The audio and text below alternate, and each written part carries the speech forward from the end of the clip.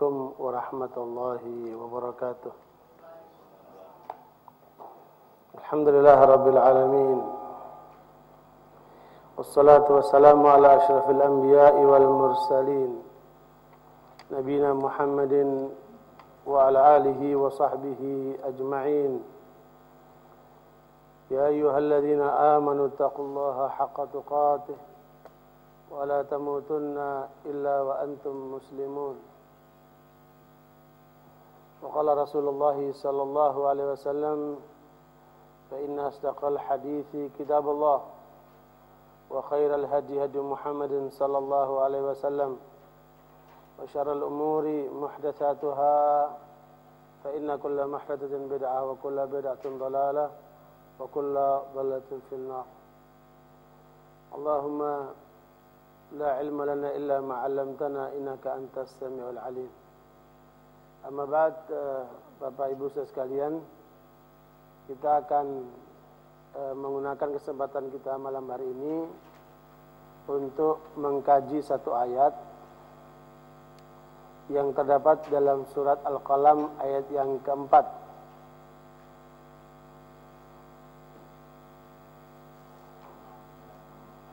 Ya, surat Al-Qalam ayat yang keempat. Ayatnya pendek, tapi isinya adalah luar biasa luasnya. Sehingga karena itu perlu kita dalami, kita kaji.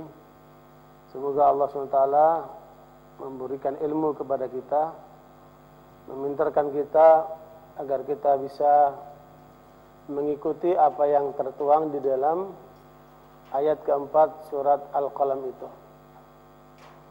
A'udzu billahi minasyaitonir rajim. Wa innaka la'ala khuluqin 'adzim. Ayat itu oleh Allah ditujukan kepada Nabi Muhammad sallallahu alaihi wasallam, bahwa Allah lah yang menciptakan Nabi Muhammad, tetapi Allah juga yang membekali beliau perangkat akhlak yang agung, yang kemudian dipuji oleh Allah SWT karena memang terbukti secara nyata bahwa akhlak Rasulullah adalah akhlak yang agung. Karena itu kebenaran yang Allah turunkan kepada umat manusia tidak hanya bersifat teoritis, tidak hanya merupakan satu ajaran-ajaran kosong, tetapi lebih daripada itu, ya, diberikannya satu contoh nyata oleh Nabi Muhammad sallallahu alaihi wasallam. Makanya di dalam banyak ayat, ya, kalau kita perhatikan apa yang diharapkan oleh Nabi Ibrahim alaihissalam, dari keturunannya akan ada seorang Rasul yang menyampaikan ayat-ayat Allah. Bapak Ibu bisa lihat pada surat Al-Baqarah ayat 129,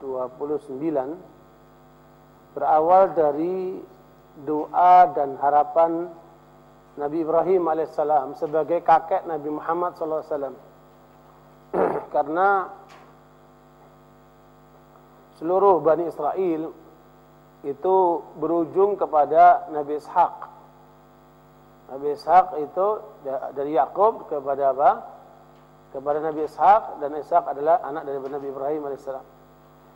Yang berasal dari Nabi Ismail, dan dia anak pertama sebelum Ishaq. Tidak lahir seorang pun Nabi, muncul terakhir adalah Nabi Muhammad sallallahu alaihi wasallam. Tapi justru yang diharapkan oleh Nabi Ibrahim adanya Rasul yang dari keturunan beliau yang membacakan ayat-ayat Allah, dan itulah harapan Nabi Ibrahim pada ayat ke-129 surat Al-Baqarah. Ya, supaya interaktif lebih bagus dibacakan terjemahnya saja oleh peserta. Ya, saya membacakan ayatnya. A'udzubillahi minasyaitonir rajim. Rabbana wab'ats fihim rasulan minhum yatlu alaihim ayatik wa yu'allimuhumul kitaba wal hikmah wa yuzakkihim innaka antal azizul hakim. Jadi ini kaitan dengan pujian Allah kepada Nabi Muhammad yang pada surat Al-Qalam ayat yang keempat, itu adalah setelah terbukti Nabi Muhammad betul-betul perangainya, akhlaknya mulia. Kita ingin menelusuri dari mana awalnya kok sampai Nabi Muhammad mempunyai akhlak yang mulia seperti itu, sampai dipuji oleh Allah SWT. Rupanya muncul dari awal harapan kakeknya yang bernama Nabi Ibrahim alaihissalam, yang berdoa kepada Allah akan diutusnya seorang rasul dari keturunannya. Dan itulah yang kemudian menjadi Nabi Muhammad SAW sebagai penghulu para nabi. Rabbana wab'ats fihim rasulan minhum yatlu 'alaihim ayatik wa yu'allimuhumul kitaba wal hikmah wa yuzakkihim innaka antal azizul hakim. Dibaca terjemahnya. Yang keras ya.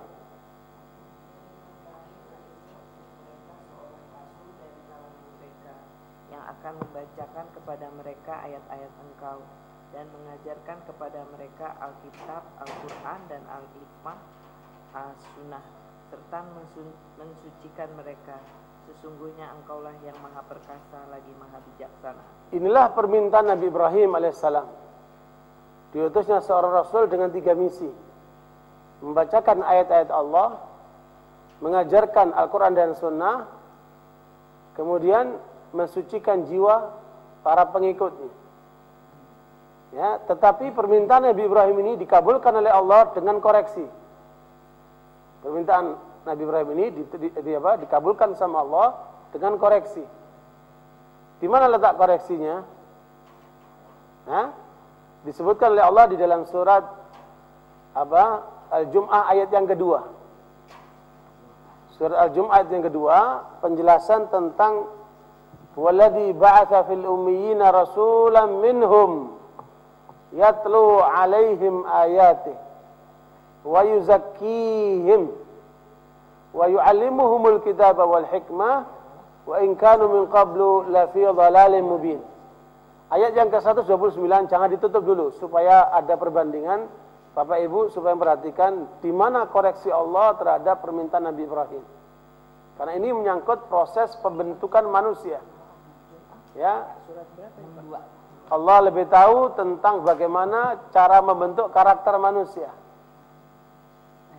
Nabi Ibrahim menetapkan pensucian jiwa dari para pengikut itu dilakukan di akhir. Ya, diajarkan ilmu dulu baru disucikan jiwanya. Oleh Allah dikoreksi itu. Ya, bukan begitu bentuk pelaksanaan pembentukan karakter manusia. Kalau untuk membangun pribadi manusia, maka Allah meluruskan dalam bentuk yang lain. Ya, dibaca terjemahnya.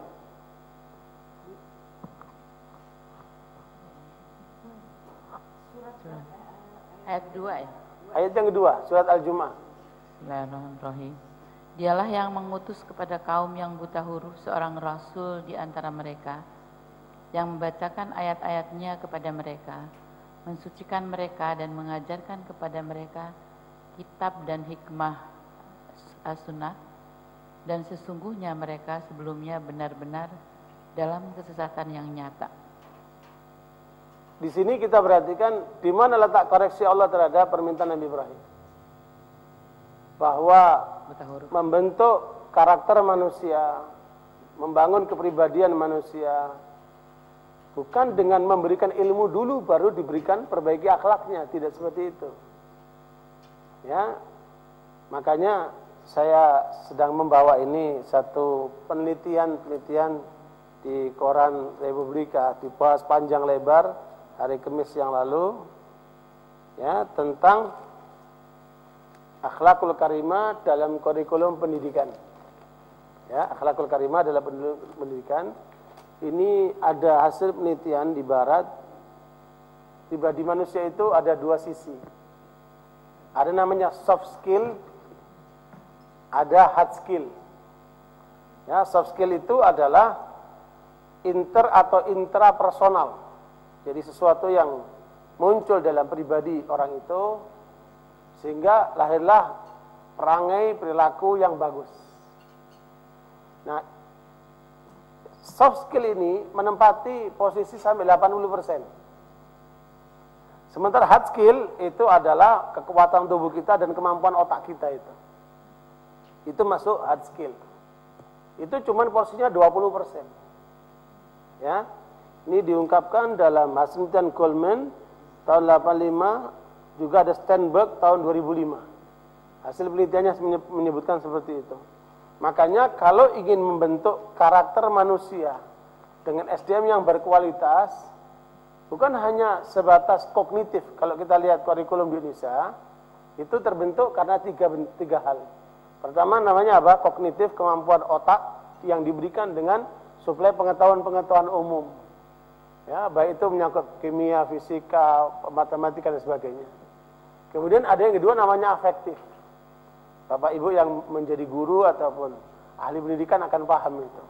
Bagaimana membentuk skill-skill life skill ya, untuk kemudian orang itu bisa punya kemampuan-kemampuan, keterampilan dan sebagainya.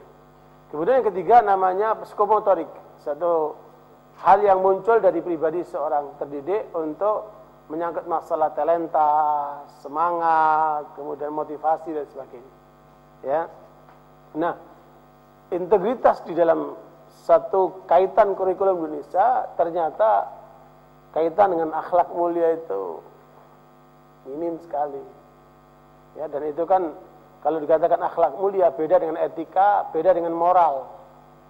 Kalau moral atau etika itu muncul dari pikiran manusia atau dari budaya. Namanya etikanya orang barat itu kalau makan mereka pakai garpu, pakai sendok, pakai pisau. Ketika sudah selesai kemudian garpu dan pisau disilangkan ditutupkan begitu. Itu namanya apa? Etika. Dalam Islam nggak ada nilainya itu. Karena nggak mengandung pahala dan dosa kan. Etika, biasalah itu. Sementara kalau moral itu kaitannya dengan pikiran manusia. Kalau ada perempuan berangkat ke kantor dengan pakaian menutup sampai menutup pahanya sampai di lututnya. Kemudian pakainya, kemudian menutupi pakaiannya. Tapi rambutnya terbuka, bagi mereka secara moral itu adalah terhormat, nggak masalah. Tapi dalam akhlak Islam itu adalah justru orang yang tidak berakhlak karena menyalahi ketentuan syariat Islam. Nah, barakallahu makanya kalau akhlak sumbernya adalah apa? Agama. Ya, maksudnya Islam ya, bukan agama yang lain, Islam. Ya, sementara kalau kita merhatikan dari sisi moralitas atau etika, sumbernya adalah manusia, budaya dan seterusnya itu. Makanya kalau akhlak mulia yang terbangun dalam ajaran Islam itu merupakan wahyu ilahi. Yang kemudian bentuknya adalah yang dipraktikkan oleh Rasulullah SAW. Makanya Aisyah radhiyallahu anha sebagaimana dalam riwayat Muslim ditanya tentang bagaimana akhlak Rasulullah. Maka jawaban Aisyah radhiyallahu anha beliau mengatakan akhlak Rasulullah adalah Al-Quran. Nah, kita lihat tadi pernyataan atau harapan Nabi Ibrahim akan munculnya seorang rasul dari keturunannya yang melakukan 3 hal. Membacakan ayat-ayat Allah, mengajarkan Al-Quran dan Sunnah. Kan bagus juga itu kan. Tetapi beliau mengakhirkan ini pensucian jiwanya. Makanya orang yang belajar agama dengan model seperti ini, ya munculnya apa? Ilmunya banyak, tapi akhlaknya nggak betul. Makanya Allah mengoreksi itu pada surat Al-Jumu'ah ayat yang kedua, bahwa Allah mengajarkan Rasul itu betul misinya 3, membacakan ayat-ayat Allah, tetapi apa berikutnya? Mensucikan jiwa mereka. Sebelum diajarkan ilmu, dan ini adalah menjadi pedoman para salafus saleh. Para ulama salafus saleh dari generasi pertama sampai generasi ketiga, mereka membangun anak mereka. Pertama adalah bangunan untuk supaya mereka hafal Quran. Tuh, anak-anak kecil mereka dibikin bagaimana caranya kecil-kecil itu mereka hafal Quran. Sambil kemudian mereka diberikan contoh untuk membangun supaya jiwa mereka itu bagus, yaitu apa? Akhlak mulia. Atau kadang-kadang mereka disebut menggunakan istilah adab. Makanya Imam Bukhari rahimahullah, dan itu saya sarankan ke depan untuk dikaji dalam format yang lebih intensif. Bagaimana akhlak Islam itu tertuang dalam buku itu. Namanya Al-Adabul Mufrad.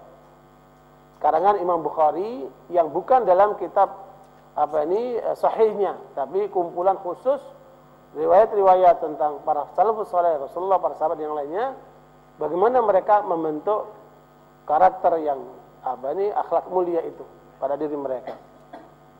Nah, barakallahu, makanya kalau orang belajar agama tidak diawali dengan menanamkan akhlak mulia, langsung dikasih ilmu agama, yang timbul apa? Akhlaknya buruk. Ya, bisa jadi belajar agama tapi minumnya tangan kiri, itu kurang bagus.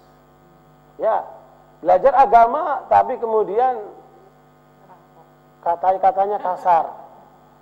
Belajar agama tapi koruptor. Bisa gitu kan? Belajar agama tapi kemudian sama istri bengis. Belajar agama tapi tidak perhatian sama pendidikan anak-anaknya. Belajar agama tapi kemudian dia tidak tahu lagi mana halal mana haram. Belajar agama tapi kemudian mengirim transfernya ke aww. Ah, ini masalah ini. Ya. Makanya sekalian Allah mengajarkan kepada kita bentuknya apa? Tanamkan akhlak dulu. Kamu tanamkan Al-Quran, kemudian tanamkan akhlak pada anak-anak itu. Baru setelah itu sambil berjalan ditanamkan Al-Quran, diajarkan Al-Quran dan Sunnah. Makanya Nabi SAW setiap hari beliau menanamkan pemahaman Al-Quran dan Sunnah kepada para sahabat antara 5-10 ayat setiap hari. Dan untuk itu Umar bin Khattab radhiyallahu anhu, sebagaimana riwayat Imam Bukhari, melakukan upaya supaya tidak terlewati ajaran-ajaran disampaikan Nabi itu dengan cara bergiliran. Ya, bergiliran. Sehari beliau datang, kawannya yaitu orang Ansari, dia bekerja mencari nafkah untuk keluarganya. Hari berikutnya orang Ansari itu datang mengikuti kajian Nabi, Umar bekerja untuk mencari nafkahnya buat keluarganya, seperti itu. Mereka bergiliran. Supaya apa? Tidak ketinggalan pelajaran-pelajaran dari Nabi Muhammad sallallahu alaihi wasallam. Seperti itu. Ya. Nah, silakan dilihat lagi penguat berikutnya ada pada surat Al-Imran ayat 164. Surat Al-Imran ayat 164 menjelaskan laqad manallahu 'alal mu'minina idh ba'atsa fihim rasulan min anfusihim yatlu 'alaihim ayatihi wa yuzakkihim wa yu'allimuhumul kitaba wal hikmah wa in kanu min qablu lafi dhalalin mubin. Ya. Al-Imran ayat 164 menjelaskan lebih spesifik. Kalau tadi di dalam surat Al-Jum'ah masih bersifat umum seluruh bangsa yang buta huruf. Ya, tetapi pada ayat 164 lebih spesifik lagi ditujukan kepada kaum mukminin. Makanya yang harus mengadopsi ajaran Rasulullah adalah kaum mukminin. Ya, waktu lalu saya sudah sampaikan di sini untuk kajian dadakan pengganti yang lain. Ya, waktu itu saya sudah sampaikan bahwa manusia ada 6 macam kan. Di dunia ini manusia ada berapa macam? Ada 6 macam. Bapak Ibu sudah tahu belum? 6 macam. Macam yang pertama, mayoritas manusia itu kaum kufar. Dunia ini sekarang ada 7 miliar manusia yang mayoritasnya siapa? Orang-orang kafir, non-muslim. Ya, muslim di dunia ini hanya sebatas 1/4 dari penduduk dunia. Ya, 1/4 dari penduduk dunia, 1,6, 1,7. Nah, sementara mayoritas itu adalah kaum kufar. Yang kedua adalah mereka yang kategori musyrikin. Ya, orang yang menyembah selain Allah atau menyembah Allah juga menyembah selain Allah. Yang kedua ini ada juga di antara orang muslim. Dia sholat tapi suka datang ke dukun. Ya, suka apa? Mengkultuskan keris. Minta sama kuburan-kuburan. Ya, jenis orang yang apa? Menyekutukan Allah SWT. Na'udzubillah min dzalik. Yang musyrik. Nah, yang ketiga adalah orang-orang munafik. Orang munafik ini siapa? Mereka yang mengaku muslim, cuma di lisannya saja. Kalbunya tidak bersama Islam. Dia kalbunya sama orang-orang kafir, sama orang musyrik itu. Dan itu akan ada sepanjang zaman. Di masa Nabi saja, kata Ibn Abbas, bisa mencapai 370 orang. Kalau orang munafik itu. Apalagi di masa kita kan. Nah, supaya kita tidak terkena penyakit kemunafikan, makanya Nabi mengajarkan jaga sholat subuh dan isya berjamaah. Untuk bapak-bapak, ya, jangan lupa menjaga sholat isya dan subuh berjamaah, dan ibu-ibu sholat tepat waktu. Itu adalah dalam rangka untuk menjauhkan diri dari penyakit kemunafikan. Karena orang munafik itu paling berat menjalankan sholat isya dan subuh berjamaah. Kenapa? Ya, sholat isya itu orang baru pulang kerja atau mungkin dalam perjalanan, capek dia. Dan biasanya suka nunda-nunda, akhirnya ngantuk. Suka aja kelewatan, bangun-bangun udah malam. Sholatnya di akhir-akhirkan. Nah, sholat subuh, dia masih capek dia, masih ngantuk. Ntar aja, sebentar lagi, nunggu azan selesai. Kelewat dia, bangun-bangun jam 6. Nah, ini bahaya itu. Ya, makanya kita, supaya terhindar dari penyakit kemunafikan, jaga bapak-bapak, terutama sholat isya dan subuh. Makanya, Ibnu Abi Mulaika, seorang ulama tabi'in, mengatakan saya berjumpa dengan 30 orang sahabat Nabi, semuanya takut kemunafikan. Ya, untuk itu tidak ada dari mereka yang menganggap dirinya imannya seperti malaikat Jibril semuanya. Ya, mereka akan terus menjaga keutuhan keimanannya dengan senantiasa terutama menjaga sholat 5 waktu, spesifik adalah isya dan subuh berjamaah. Nah, barakallahu itu manusia yang ketiga. Yang keempat, yaitu manusia-manusia muslim tapi suka melanggar. Baik meninggalkan kewajiban atau melanggar yang dilarang. Ya, fasik namanya. Yang keempat adalah manusia fasik. Fasik itu orang muslim tapi suka melanggar. Orang muslim tapi suka berzina. Orang muslim tapi suka korupsi. Orang muslim perilakunya enggak benar. Namanya fasik. Ya, dan Allah ingatkan wala takunu kalladzina nasallaha fa ansahum anfusahum ulaika humul fasiqun. Ya. Hakikat orang fasik itu karena dia lupa sama Allah. Karena dia lupa sama Allah, dia melanggar Allah. Seperti itu. Itu ada dalam surat Al-Hasyr ayat 18. Ya. Al-Hasyr ayat 19. Al-Hasyr ayat 19 peringatan kepada adanya orang munafik. Kemudian yang fasik ya. Kemudian yang kelima, jenis manusia yang rusak siapa? Mereka yang mengikuti aliran-aliran sesat. Yaitu disebut dengan ahlu bid'ah. Ahlu bid'ah ini adalah pengikut aliran-aliran sesat. Apakah Ahmadiyah, apakah Syiah, apakah LDI, atau aliran sesat lainnya yang cukup banyak. Di Indonesia ini bisa mencapai sampai 300 macam aliran sesat. Ya. Nah, ikhwani barakallahu tentunya 5 kelompok manusia ini mereka tidak berdiam diri, karena akan bergerak dengan segala kekuatan mereka untuk mempengaruhi yang keenam, yaitu orang-orang mukmin.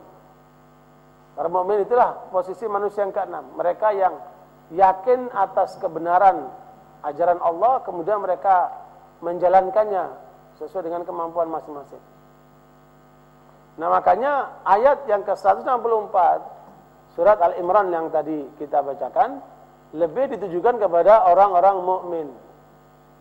Ya, yang Allah telah diutus kepada mereka untuk membina mereka, mengajarkan mereka, menyampaikan kepada mereka dengan membacakan ayat-ayat Allah, mensucikan jiwa mereka, yaitu membangun akhlak mulia, dan kemudian mengajarkan Al-Quran dan Sunnah.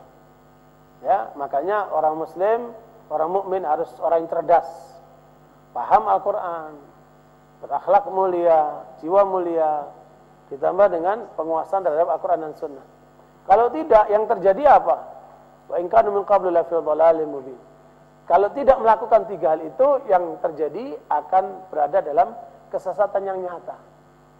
Ya, makanya Bapak Ibu lihatlah bagaimana kondisi umat ini. Apalagi kalau melihat sholat subuh mereka. Saya udah cek dari Aceh sampai Irian. Ya, setiap saya keliling saya lihat itu bagaimana sholat subuhnya. Ya, sangat miris sekali. Ya, berarti memang orang mukmin itu tidak banyak. Ya. Nah, barakallahu itu adalah gambaran secara global tentang pembentukan karakter yang disebut dengan al-akhlaqul karimah. Makanya Imam Ghazali rahimahullah memberikan definisi akhlak adalah perangai yang melekat pada diri seseorang yang dapat menampilkan perbuatan baik secara otomatis tanpa mikir. Ya, ibu-ibu, bapak-bapak, kalau minum dengan tangan kanan nggak pakai mikir, berarti akhlaknya bagus. Pada posisi urusan minum. Ya, kalau kemudian minumnya tangan kiri, berarti itu akhlaknya tidak bagus. Harus diperbaiki. Ya, begitu pula ketika makan. Ya, begitu pula dalam perilaku-perilaku. Yang jelas akhlak itu terkait dengan dua hal, Bapak Ibu sekalian. Yang pertama terkait dengan apa? Allah SWT sebagai Sang Pencipta. Ya, bagaimana kita berakhlak mulia kepada Allah. Bahwa kemudian kita sadar Allah Maha melihat. Makanya jangan sampai kita terlihat dalam posisi melanggar Allah. Kita sadar bahwa Allah Maha mendengar. Jangan sampai kemudian ada kata-kata yang muncul dari mulut kita sesuatu yang dibenci oleh Allah SWT. Karena Allah Maha mendengar. Begitu seterusnya. Ya, pengetahuan Allah tentang kita itu harus kita menyadarkan kepada kita untuk senantiasa kita berakhlak mulia kepada Allah. Ya. Nah, barakallahu akhlak kepada Allah termasuk akhlak kepada Al-Quran, karena Al-Quran adalah firman Allah SWT. Ya. Kemudian yang kedua akhlak terhadap manusia. Ya, akhlak terhadap manusia. Bapak Ibu sekalian, yang ingin saya sampaikan dari ayat yang kita pelajari di awal pembicaraan kita, Al-Qalam ayat 4, wa innaka la'ala khuluqin azim. Kita sudah tahu munculnya akhlak mulia berawal dari suatu konsep pembinaan karakter manusia yang diawali dengan membaca Al-Quran, dilanjutkan dengan mensucikan jiwa, dan kemudian mengajarkan Al-Quran dan Sunnah. Nah, kalau dikatakan membaca Al-Quran sudah jelas. Bagaimana dengan proses mensucikan jiwa? Ya, di dalam surat Asy-Syams ayat 7 sampai 10, Bapak Ibu bisa lihat, surat Asy-Syams ayat 7 sampai 10 adalah menggambarkan tentang bagaimana jiwa itu harus disucikan. Wa nafsi wa ma sawwaha fa'alhamaha fujuraha wa taqwaha. Qad aflaha man zakkaha wa qad khaba man dassaha. Ya. Ketika kita melihat pada ayat itu, ternyata setiap manusia yang lahir di dunia, ya, itu adalah lahir dalam kondisi dia normal. Ada dalam diri orang itu potensi baik dan potensi buruk. Tinggal bagaimana kemudian terbangunnya pribadi itu. Kalau kemudian pribadi itu terbangun dengan meningkatkan potensi baiknya, jadilah dia orang baik. Kalau yang muncul itu dibiarkan muncul potensi yang buruk, maka rusaklah orang itu. Seperti itu. Ketemu? Dibaca terjemahnya. Ayo Mas IT, yang muda itu, coba baca itu. Asy-Syams ayat 7 sampai 10. Itu adalah penyampaian Allah kepada kita tentang pribadi manusia. Kalau kita memahami pribadi manusia dan tahu bagaimana membangun pribadi itu, insya Allah mudah untuk mengarahkan kepada yang baik. Ya. Ketemu? Asy-Syams ayat 7 sampai 10.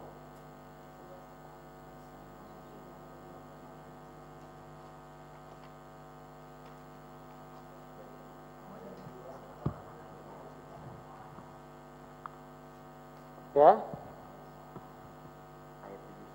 Dan jiwa serta penyempurnaannya ciptaannya.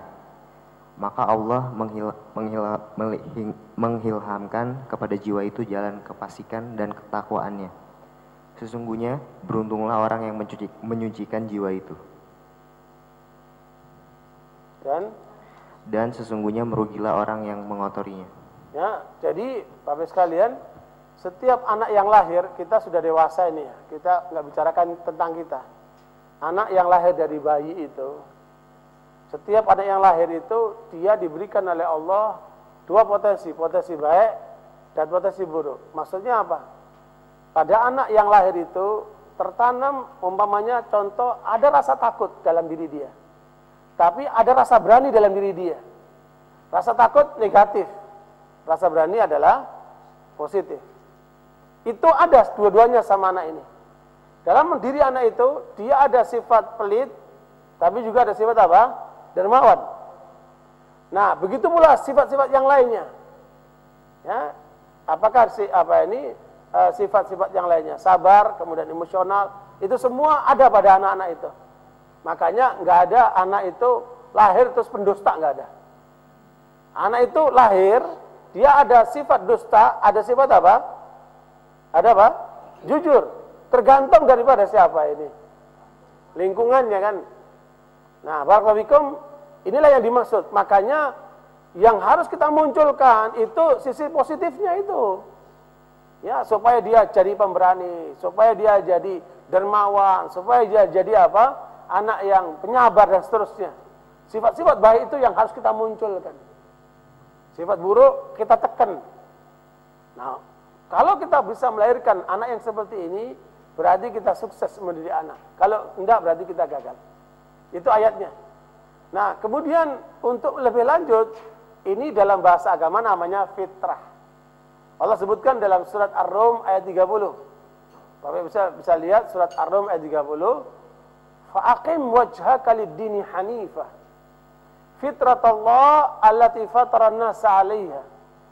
La tabdila li khalqillah, dzalika dinul qayyim, walakinna aktsaran nasi la ya'lamun.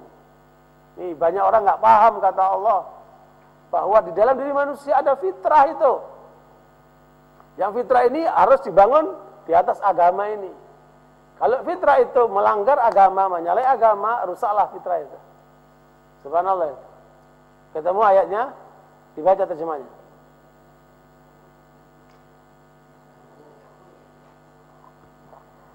Maka hadapkanlah wajahmu dengan lurus kepada agama Allah.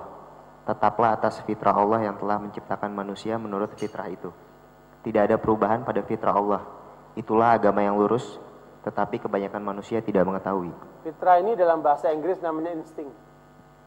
Dalam bahasa Indonesia namanya apa? Naluri. Naluri, itu fitrah. Naluri manusia, insting manusia sama. Ya.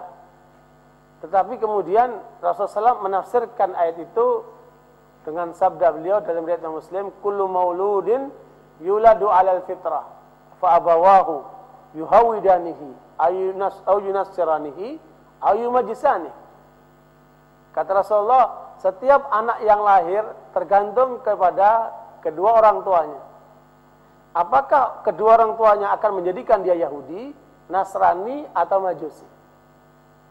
Tidak mengatakan mengislamkannya. Mengapa? Rasul mengatakan anak itu bisa jadi Yahudi, Nasrani atau Majusi. Majusi ini penyembah api ya. Nasrani penyembah Yesus, Yahudi penyembah Uzair. Menyimpang semua itu. Kalau orang tuanya mau menyimpangkan anaknya bisa, karena orang tuanya berperanan untuk itu. Tergantung orang tuanya. Nah, sekarang permasalahannya, bagaimana orang tua mendidik anaknya itu? Itulah yang akan membentuk karakter anak itu. Makanya kalau ada anak nakal, kalau ada anak bejat, jangan salahkan orang lain, salahkan orang tuanya dulu. Kenapa orang tuanya salah mendidik anak ini? Kenapa? Karena potensi baiknya nggak dimunculkan sama anak itu. Potensi buruknya itu yang kemudian muncul. Kenapa? Mungkin orang tuanya abai. Mungkin orang tuanya tidak memberikan contoh yang baik. Mungkin orang tuanya salah menempatkan anaknya itu. Bukankah banyak orang tua seperti itu? Makanya Bapak Ibu sekalian, anak tidak jauh dari apa? Orang tuanya. Seperti buah tidak jauh daripada pohonnya. Seringkali orang tua menyalahkan anaknya. Tapi orang tua kurang koreksi terhadap dirinya. Padahal sepenuhnya anak itu adalah kewenangan orang tuanya. Luar biasa itu. Makanya Bapak Ibu, kita mungkin ketemu sudah dewasa. Sudah nggak bisa memutar jarum-jarum ke belakang lagi. Kalaupun anak-anak kita sudah besar, masih punya peluang cucu. Ya, masih punya peluang kita ngajarkan sama orang lain. Makanya anak itu adalah lembaran putih tergantung bagaimana kita menulisnya. Ya, saat the golden age itu tidak diisi dengan sesuatu yang menilai, ya sudah akan lewat begitu saja. Ya, ketika orang tuanya salah mencontohkan satu perilaku saja terekam sama anaknya. Makanya kalau Anda lihat ada laki-laki playboy. Kenapa dia jadi playboy? Orang lihat karena dia ganteng, karena dia pandai merayu, enggak. Itu muncul dari rumah itu. Anak-anak playboy itu saya yakin karena dia suka melihat aurat ibunya. Mungkin juga anak kecil waktu kecil dia suka diajak mandi sama ibunya. Ya, makanya dia lari ke perempuan lain mencari saluran. Karena nggak mungkin dia akan berlaku dengan ibunya kan. Kenapa ada anak-anak yang kemudian bandel di luar? Karena di dalam rumahnya dia tidak mendapatkan kasih sayang. Saya sudah mengecek di tempat-tempat rehabilitasi anak-anak yang terkena narkoba. Mengapa mereka terkena narkoba? Rata-rata karena kurang kasih sayang. Dan kebanyakan mereka bukan anaknya orang miskin, kebanyakan anaknya orang kaya. Pejabat termasuk adanya anaknya ustadz atau ustazah. Ketika kemudian kita cek mengapa itu? Karena terlalu sibuk di luar, nggak pernah diurus anaknya. Anak-anak itu punya problematika sendiri-sendiri. Tapi dengan siapa dia mengungkapkan? Orang tuanya nggak ada, bapaknya, ibunya nggak ada. Kemudian akhirnya kemana? Lari ke teman-temannya. Ketika mereka jatuh ke teman-teman yang nggak benar, terbawalah arus itu menjadi narkoba, menjadi apa? Naudzubillah min dzalik, seperti itu. Makanya selain kita berdoa supaya anak kita jadi benar, kitanya juga harus mencontohkan yang benar. Kalau bapak ibu ketika minum tangan kiri di depan anaknya atau makan tangan kiri di depan anaknya, jangan salahkan, nanti anaknya akan ngikuti. Berapa banyak orang tua mengatakan begini, dan saya ngalamin itu. Ya, kamu jangan merokok. Kalau kamu merokok, tahu bapak saya nyonyoskan ke mulut kamu. Ya, apa yang kita lakukan? Nggak ngerokok di depan dia. Tapi ketika jauh dari dia, ngapain kita?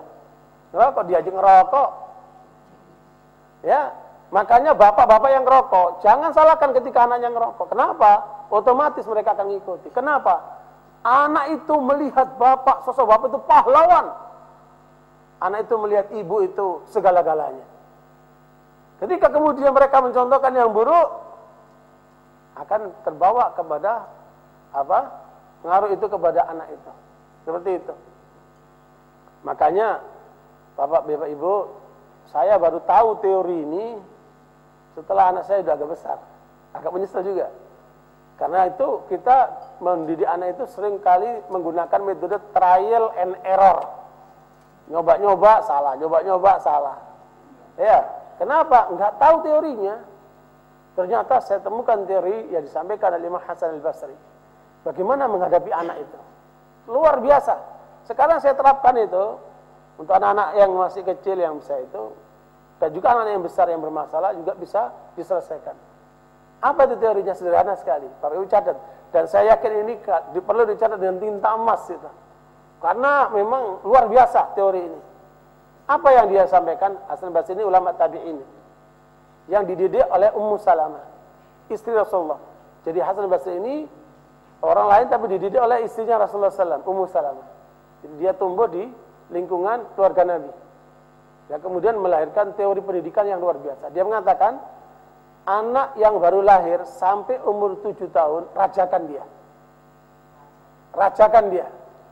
Ya, jangan banyak perintah, banyak aturan, banyak macam-macam itu. Ya.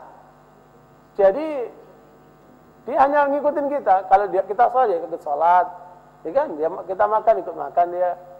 Jadi kita rajakan dia. Jangan pernah dicubit. Ibu-ibu itu kan sering kali. Kalau lihat anak nakal terus langsung main cubit aja itu sampai biru itu. Pahanya anak itu. Ya, gemes lihat anaknya. Seperti itu. Bu, itu enggak betul. Atau lagi, kemudian pas ngasih makan aku nakutin, ada jin itu. Ada polisi itu, makannya puas makan. Nah itu, ini ngerusak pribadi anak itu. Jadi pada penakut anaknya. Ya, makanya janganlah kita berbuat seperti itu. Kita suapin anak itu, tapi jangan sampai nakut-nakutin. Seperti itu. Makanya ini konsep luar biasa. Saya lihat luar biasa. Ya, 0 sampai 7 tahun rajakan dia. Makanya Nabi mengajarkan orang tua, alimu auladakum wa abna'u sab'in. Wadribuhum wa abna'u ashrin. Ya, mulai ajarkan salat anakmu ketika umur 7 tahun. Ya, umur 7 tahun baru ajarkan salat anakmu itu. Selebihnya biarkan ngikutin saja. 7 tahun ajarkan itu. Kalau 10 tahun masih enggak salat, masih enggak benar salatnya, boleh dipukul yang tidak menyakitkan. Dan saya mengalami ini itu. Saya baru sadar itu. Waktu umur 10-11 tahun lah itu. Kita belajar sama seorang ustaz. Pas lagi sholat berjamaah, kita namanya anak-anak itu injak-injakan, pada ketawa-ketawa lagi sholat kan. Terus selesai sholat, ustaz itu nanya, siapa yang tadi ketawa waktu sholat? Semuanya. Ini sholat. Kemudian beliau ambil apa? Penjalin itu apa? Rotan. Beliau sujud semuanya. Sujud semuanya. Kita sujud sama beliau dipukul, dia apa? Telapak kaki, enggak bahaya. Sampai sekarang saya enggak lupa itu. Beliau sudah meninggal. Ya, beliau pukul apa? Telapak kaki. Dan sejak itu enggak pernah lagi kita kalau sholat itu bercanda. Subhanallah, itu pendidikan luar biasa. Persis yang diajarkan Nabi. Kalau sudah 10 tahun sholatnya enggak becus, kamu boleh pukul. Tapi yang tidak menyakitkan. Beliau praktekkan di mana? Di telapak kaki. Luar biasa itu. Nah, kemudian sekalian, kalau anak itu umur 7 tahun sampai 14 tahun, ini konsep apa Hasan al-Basri, jadikan anak mutawanan. Untuk umur 7 tahun sampai 14 tahun, itulah pembentukan karakter. Harus sudah mulai diatur. Jam sekian kamu harus bangun, jam sekian kamu sarapan, jam sekian kamu sekolah, jam sekian kamu belajar, jam sekian kamu begini dan seterusnya. Itu sudah harus diatur, kedisiplinan, segala bentuk apa nilai-nilai positif, itulah pembentukan yang menentukan pada anak itu. Umur 7 sampai 14 tahun.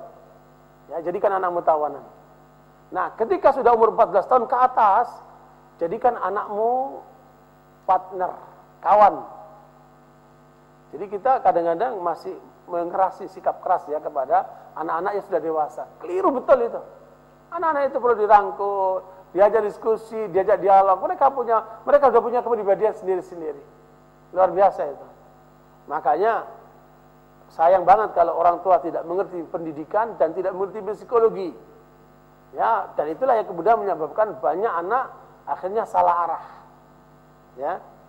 Barakallahu fikum, kalau mungkin alasan kita nggak punya waktu segala macam, itu bisa diisi dengan kita menugasi pihak lain yang punya kemampuan yang bisa mengganti peranan orang tua, seperti guru ataupun sekolahan atau apa.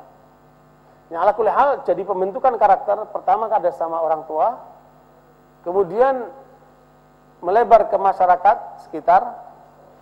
Kadang-kadang kita ajarkan anak-anak itu baik, hal-hal yang positif, tapi kadang-kadang mereka bergaul di luar, pulang membawa hal-hal yang negatif. Terus kita perbaiki, terus kita luruskan. Saya pun ngalami, ya, kita di rumah nggak pernah mengajarkan kata-kata kotor, jorok, atau kemudian hal-hal yang kata-kata yang tidak bagus. Tahu-tahu kita pulang, anak kita kecil terus kayak preman begitu, dia tahan motornya, dia bilang, abi monyet, astagfirullahaladzim. Ya, kita nggak pernah mengajarkan kata-kata itu di rumah. Saya tanya sama dia, tahu nggak kamu, ngerti nggak itu apa artinya? Nggak tahu. Dia dapat dari kawannya, langsung dipraktekkan di rumah, coba itu. Seperti itu. Makanya kita kemudian luruskan, ini itu kata-kata nggak bagus, tidak boleh keluar dari seorang muslim.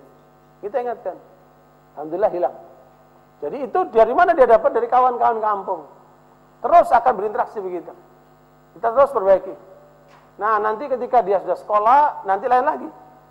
Dia dapat lingkungan dari sekolah. Makanya terus kita kontrol, kita perhatikan seperti itu. Makanya mengapa kemudian kadang-kadang orang tua nggak mau repot, udah masukin pesantren aja deh.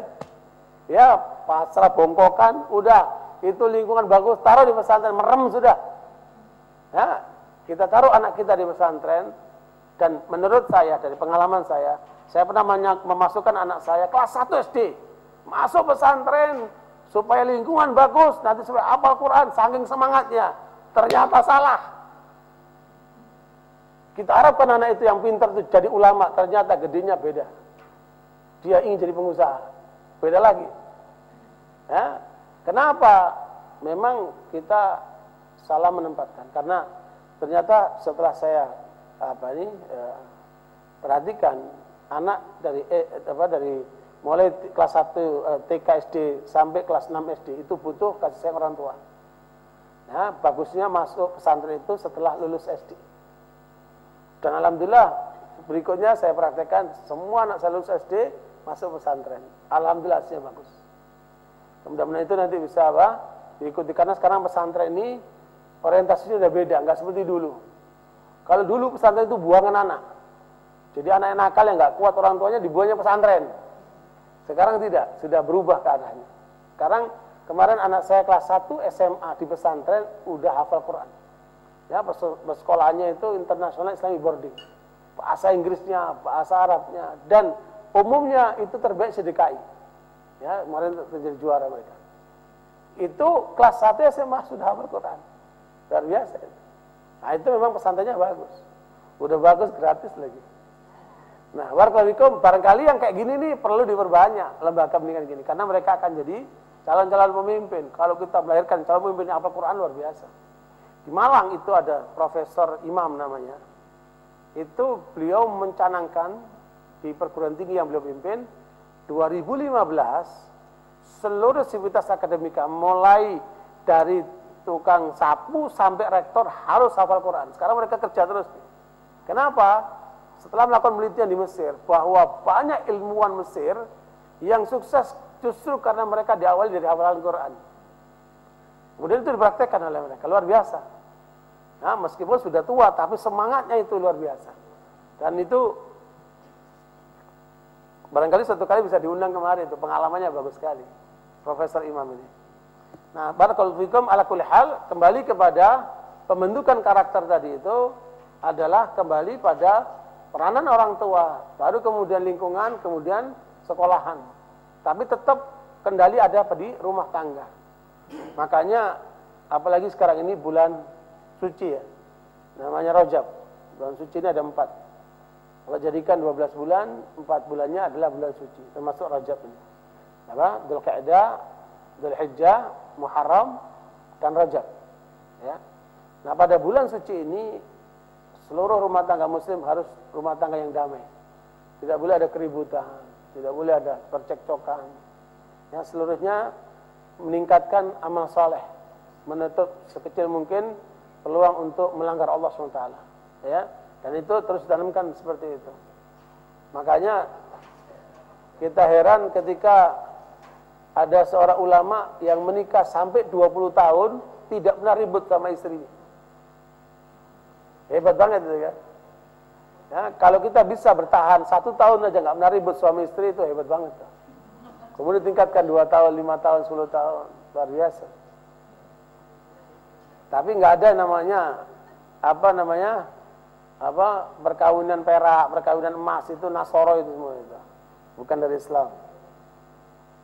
Allah kulli hal, barakallahu kembali kepada tema kita, bagaimana pembentukan karakter yang diajarkan oleh Rasulullah SAW, yang kemudian dipuji oleh Allah dalam surat Al-Qalam ayat 4 tadi itu. Nah, sekarang kita lihat setelah tahu bagaimana membentukkan karakter Nabi Muhammad sejak mulai kecil, ya kan? Kemudian beliau sudah dikenal oleh bangsa Arab sebagai Al-Amin, orang yang jujur. Bapak Ibu, silakan membuka peluang untuk pekerjaan buat kantornya. Kita bikin perusahaan, kita umumkan untuk para pendaftar baru, untuk kita rekrut. Nyari orang pintar banyak. Tapi nyari orang jujur tidak banyak, susah. Nyari orang jujur susah. Apalagi udah pintar, jujur, wah luar biasa itu. Ini banyak jujur tapi bahlul. Yang pintar tapi tidak jujur, muskil. Ya, kita butuh yang jujur apa? Dan pintar. Rasulullah SAW dikenal dengan Al-Amin. Itu adalah satu julukan akhlak mulia yang paling utama. Karena seluruh akhlak mulia itu muaranya di mana, Bapak sekalian? Di kejujuran. Makanya orang kalau jujur, bukan hanya jujur sama dirinya, sama orang lain. Terutama jujur sama Allah. Banyak orang jujur dalam menjalankan tugasnya, jujur dalam urusan perdagangannya, tapi nggak jujur sama Allah. Sebenarnya dia tidak jujur itu. Ya, orang yang jujur itu pertama ukurannya jujur sama Allah. Dia sebagai hamba Allah, sehingga menjalankan hidupnya sesuai dengan ketentuan Allah. Baru kemudian jujur sama manusia dan jujur sama dirinya sendiri. Nabi Muhammad mempunyai sifat itu sejak beliau kecil sampai beliau dikenal dengan Al-Amin seperti itu. Nah, barakallahu kalau memang demikian sampai tumbuhnya Nabi menjadi Rasul, diarahkan oleh Allah dengan Al-Quran. Nah, sekarang kita akan lihat bagaimana akhlak Rasulullah menurut Al-Quran. Tadi kan dalam surat Al-Qalam yang kita pelajari itu secara global, tetapi sebelum saya menjelaskan tentang bagaimana akhlak Rasulullah menurut Al-Quran, kita lihat tentang beda al-khalaq dan al-khuluq. Di surat Al-Qalam yang kita pelajari, wa innaka la'ala khuluqin azim. Beda antara al-khuluq dan al-khalqu. Coba kita lihat dalam surat Shad, Bapak Ibu lihat surat Shad ayat 71-72. Untuk membedakan al-khalq dan al-khuluq. Ya. Shad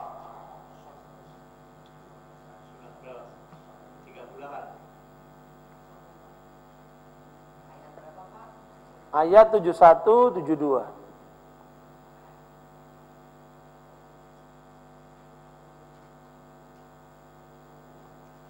Wa idh qala rabbuka lil malaikati inni khaliqun basharan min tin fa idza sawaituhu wa nafakhtu fihi min ruhi faqa'u lahu sajidin. Surat Shad ayat 71-72.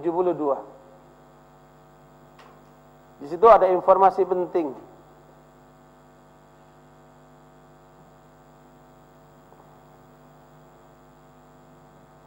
Apa itu sih ya?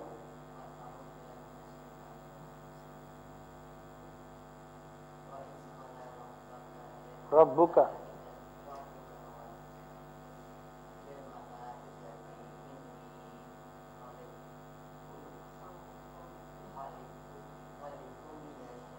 basyaran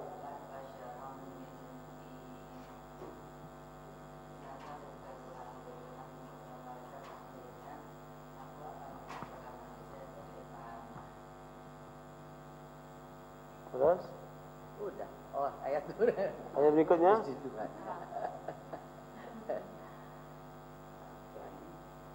Itu hilang deh.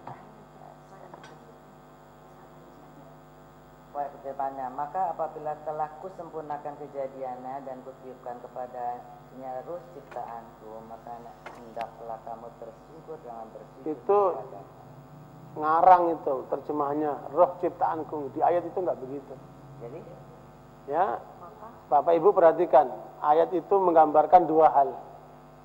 Yang pertama, Allah ciptakan manusia berasal dari tanah.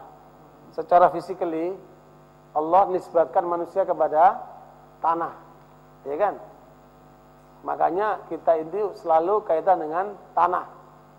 Kalau mati kemana? Ke tanah, ya. Nah, hidup kita selalu kaitan dengan tanah. Tetapi ayat berikutnya Allah sebutkan apa? Fa idza sawaituhu wa nafakhtu fihi min ruhi. Ketika sudah sempurnakan manusia itu, aku tiupkan ruhku di dalam tubuh manusia itu. ruhku ya. Iya, ruhku. Bukan roh ciptaanku. Ciptaan itu ngarang itu. Ciptaannya buang. Ya, Allah mengatakan apa? Kutiupkan ruhku. Ya kan? Kemudian maka kemudian para malaikat pun bersujud kepadanya. Di situ ada mengindikasikan ada beberapa hal, dua hal.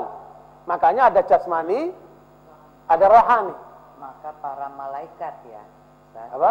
Maka para malaikat bersujud Sujud kepada Adam. kepada Adam. Adam. Nah, salah Sebagai ini. ciptaan pertama itu kan. Maka Jadi karena itu mungkin ini juga satu ayat yang mulai kita ditunjuk sebagai khalifah di muka bumi juga ya Ustaz. Belum, itu nanti setelah itu. Nyampe, nyampe. Ini baru proses penciptaannya, Ibu. Oke.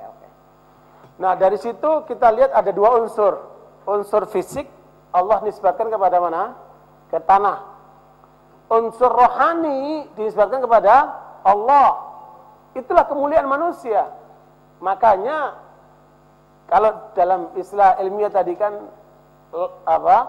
kita ini, penampilan kita ini namanya hard skill kan. Dalam kita tadi apa? Roh kita apa ya? Soft skill. Soft skill ini 80%. Hard skill cuma 20%. Tetapi selama ini perhatian kita kepada diri kita yang besar yang apa? Hard skill.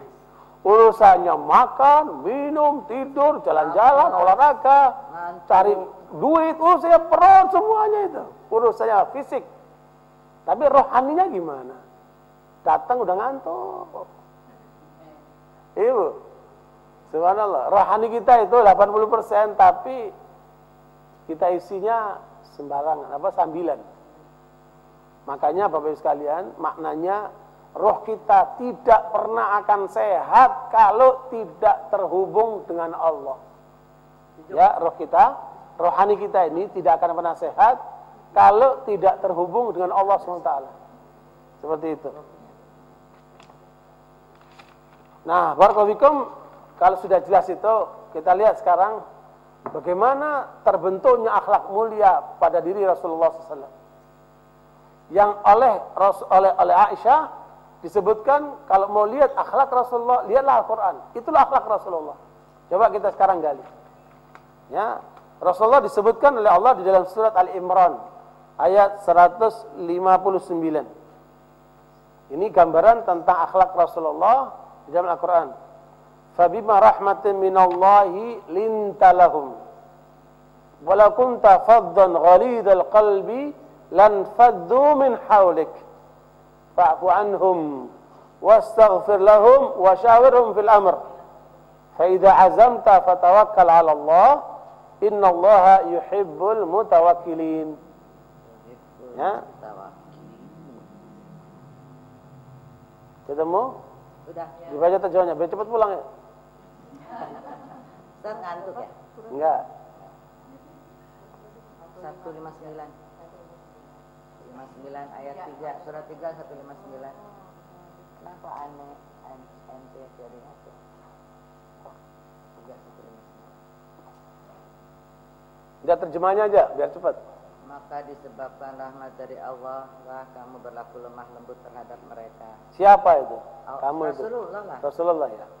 Sekiranya kamu bersikap keras lagi berhati kasar, tentulah mereka menjauhkan diri dari sekelilingmu. Karena itu maafkanlah mereka, mohonkanlah ampun bagi mereka, dan bermusyawarahlah dengan mereka dalam urusan itu. Kemudian apabila kamu telah membulatkan tekad, maka bertawakallah kepada Allah. Sesungguhnya Allah menyukai orang-orang yang bertawakal kepada Subhanallah. Allah. Ini sifat Rasulullah yang disebutkan oleh Allah. Pertama apa? Pertama dia dapat rahmat dari Allah. Makanya kita diajarkan oleh Rasulullah sering-seringlah kumpul mengkaji ayat Allah. Dalam riwayat Muslim Rasul mengatakan ma min qaumin yastami'una fi baitin min buyutillah wa yatluna kitaballahi wa yatadarasunahu illa anzalallahu alaihimus sakinah wa ghasyiyatuhumur rahmah wa hafathumul malaikah wa dzakarallahu fi man indah. Ya, bila satu kaum berkumpul di dalam satu tempat majlis rumah Allah, mereka membaca Al-Quran, mereka mengkaji Al-Quran seperti kita lakukan sekarang ini, maka Allah turunkan ketenangan pada mereka. Amin. Dan itu yang paling mahal kan. Kemudian Allah turunkan rahmat buat mereka.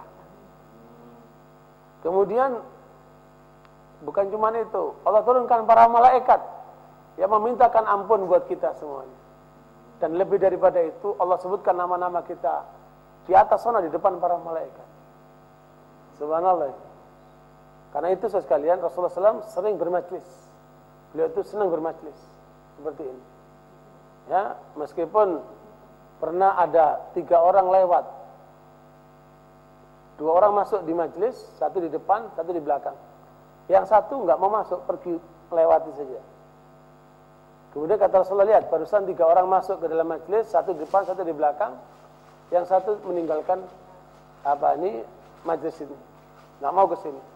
Makanya orang yang meninggalkan itu dia berpaling dari Allah, maka Allah berpaling daripadanya. Adapun mereka yang tergabung dalam majlis ini, meskipun mereka terlambat, mereka terangkat derajatnya sama dengan yang di awal majlis ini. Subhanallah. Ya, makanya majlis yang dilakukan oleh Rasulullah SAW itu majlis penuh dengan ilmu yang tentunya dengan jaminan oleh Allah dan Rasulnya itu, maka akan mendapatkan berbagai macam hal kelebihan seperti tadi itu. Nah, barakallahu pertama Rasulullah diberikan rahmat oleh Allah, dan rahmat Allah tidak terbatas. Ya. Kemudian Allah jadikan dia lembut. Makanya kata Rasulullah, "Ma wudi'al linu fi syai'in illa wazana, wa ma wudi'ash shiddatu fi syai'in illa washana." Setiap kelembutan bila diletakkan satu tempat pasti menghias. Ya, makanya lihatlah Bapak Ibu, lihat orang yang lembut. Kita lihat perangannya bagus sekali. Ketika kita melihat orang itu kasar, maka dia merusak, kata Nabi. Di mana saja orang kasar itu merusak. Ya, makanya Rasulullah SAW apa? Orang Arab kasar-kasar, nabinya jadi sana. Arab siapa? Ya iya, orang Saudi. Arab yang terkena dengan syariat Islam bukan Arab saja, seluruh manusia, Bu. Ya, kita preman-preman itu berapa banyak? Di Saudi kan kasar sekali orang. Ibu tidak objektif. Kalau Saudi itu bangsa, nggak mungkin semuanya jelek. Mungkin nggak semuanya jelek? Ya enggak. Majoritis lah. Iya, Ibu kalau lihat orang-orang yang terpelajar mereka, nggak semuanya seperti itu. Kita harus objektif juga. Semua bangsa ada yang baik, ada yang tidak baik, Bu. Ya, harus objektif. Kemudian yang penting ketentuan syariat. Mau Arab kayak mau bukan Arab kayak, kalau dia tidak sesuai dengan syariat pasti akan berperilaku tidak bagus. Yang kita lebih ngantri di ngobrol-ngobrol berjam-jam gimana? Ya itu pengalaman Ibu, nggak harus kemudian menjadi berkali-kali mengeneralisir gitu. Berkali-kali dong, Ustaz. Berkali-kali. Kembali Bu, kata Allah apa Ibu? Makanya saya bilang, Wala yajrimannakum syana'anu qaumin ala alla ta'dilu. Ta'dilu huwa aqrabu littaqwa. Tidak boleh karena kita benci dengan satu kaum kita tidak berbuat adil. Tidak boleh berbuat objektif. Berbuat adillah maka itu akan lebih dekat. Saya cuman mikir, ini Rasulullah udah turun berapa Rasul Allah kan banyak. Nabi banyak di Saudi, masih juga kayak begini jahanamnya, gimana lagi zaman Nggak ada di begitu. Saudi cuma satu aja Nabi Muhammad, yang lainnya semuanya di Palestina. Bukan Nabi Ayub, Bapak Syuaib satu. Mana? Ada 3 nabi kan dari Saudi. Mana? Saudi. 3, saya belajarnya di Kota Patiar 3 orang. Iya, ala kulli hal pengalaman Ibu tidak menjadikan harus kita mengeneralisir. Di sana banyak ulama yang benar. Ya, banyak orang-orang soleh, Mekah Madinah di sana. Tapi kita nggak boleh kemudian mengeneralisir seperti itu. Ala kulli hal yang jelas kita sendiri belum tentu baik juga, Bu ya. Nah, kita lihat kembali kepada pujian Allah kepada Rasulullah, sebabnya adalah karena sifat lembutnya ini. Ya. Makanya berapa banyak orang masuk Islam karena kelembutan Rasulullah SAW. Ya, seperti itu. Nah, barakallahu kemudian yang ketiga dijauhkan dari sikap kasar. Walidul qalbi, kasar. Ya, bengis. Ya, itu harus dijauhkan dari perilaku karena itu adalah perilaku buruk. Kemudian yang keempat, suka memaafkan. Fa'fu anhum. Suka memaafkan. Kemudian yang kelima, suka memintakan ampunan. Nah, itu adalah akhlak mulia semua itu. Bayangkan ibu disakiti sama orang, ibu maafin, ibu doain orang itu yang baik. Coba itu. Itu akhlak mulia banget tuh. Makanya jangan suka melaknat, maafin dan mendoakan supaya mereka dapat hidayah. Setiap kita mendapatkan orang yang buruk, kita maafin, kita doain dia. Ya. Kemudian yang kelima, yang keenam, selalu bermusyawarah. orang yang suka bermusyawarah itu pasti orang itu bahasa modernnya egaliter dia. Ya, dia akan menjadi sikap orang yang terbuka, luas, ya, dan tidak otoriter dia. Makanya suka musyawarah itu adalah positif. Ya, musyawarah dalam rumah tangga, musyawarah dalam perusahaan, musyawarah dalam mengurus masyarakat itu akan bagus sekali. Ya. Dan kemudian faida azamta yang terakhir, yaitu kalau sudah mempunyai semangat kuat melakukan sesuatu, kerjakan. Ya, itu adalah satu ketetapan bagi seorang pemimpin. Kalau sudah menetapkan sesuatu, nggak boleh mundur dia. Setelah melakukan pertimbangan yang matang, jalankan. Ya, sebab kalau terlalu banyak pertimbangan lagi, ragu-ragu akhirnya nggak jadi. Ya, inilah yang kemudian banyak dikecam oleh orang ketika pemimpin itu peragu. Ya, kalau sudah menentukan sesuatu dengan pertimbangan matang, tawakal sama Allah, seperti itu. Nah, barakallahu fikum, inilah bentuk sifat Rasulullah SAW yang disebutkan oleh Allah yang barangkali bisa kita ikuti. Bisa kita ikuti. Oke. Kemudian dalam surat At-Taubah ayat yang ke-128. Nah, At-Taubah ayat 128 Allah menyebutkan laqad ja'akum rasulun min anfusikum azizun 'alaihi ma 'anittum harisun 'alaikum bil mu'minina raufur rahim. Ya. Ini adalah tentang penjelasan Allah berkaitan dengan akhlak baik Rasulullah sallallahu alaihi wasallam yang kemudian mengapa sampai beliau itu dipuji oleh Allah dengan akhlak yang agung. Ya, perhatikan yang dipuji oleh Allah bukan penampilannya. Sementara orang suka apa, Bu? Penampilannya kan, performance kata orang kan. Yang dipuji oleh Allah akhlaknya, bukan penampilannya. Jadi makanya harus dibedakan antara al-khalq dan al-khuluq. Kalau al-khalq itu ciptaannya, kalau al-khuluq itu adalah perangainya. Makanya Bapak Ibu kalau ngaca, sunnahnya apa? Kalau kita ngaca sunnahnya apa? Doanya apa? Allahumma kama hassanta khalqi fahassin khuluqi. Ya Allah, sebagaimana Engkau telah membaguskan parasku, maka baguskanlah apa? Perangaiku. Ya, antara khalq dan khuluq ini ada bedanya. Makanya nilai orang bukan pada penampilannya, tetapi pada apa? Perangainya. Coba Ibu Bapak lihat. Ada seorang anak muda dari Jeddah, umur 27 tahun. Sudah nggak bisa bergerak apa-apa, sejak umur 2 bulan. Duduk tiduran aja dia. Yang bergerak cuma lidahnya sama matanya. Hatta lehernya nggak bisa bergerak. Apalagi tangan dan kakinya. Cacat mulai umur 2 bulan. Sampai umur 27. Tetapi Allah muliakan dia. Kenapa? Dia selalu menasihati orang-orang di sekitarnya. Kalian harus husnudzan sama Allah.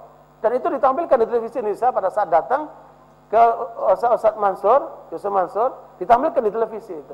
Anak saya menyaksikan, kata anak saya, istrinya cantik banget. Kok mau tuh perempuan cantik sama anak muda yang cacat? Ini yang otot-otot gak pada mau. Yang cacat pada mau. Kenapa itu? Perangainya bagus nih orang. Subhanallah itu. Kemudian Allah angkat derajat dia. Dia jadi wartawan. Dia jadi motivator. Dia jadi dosen. Padahal dengan kondisi yang lumpuh.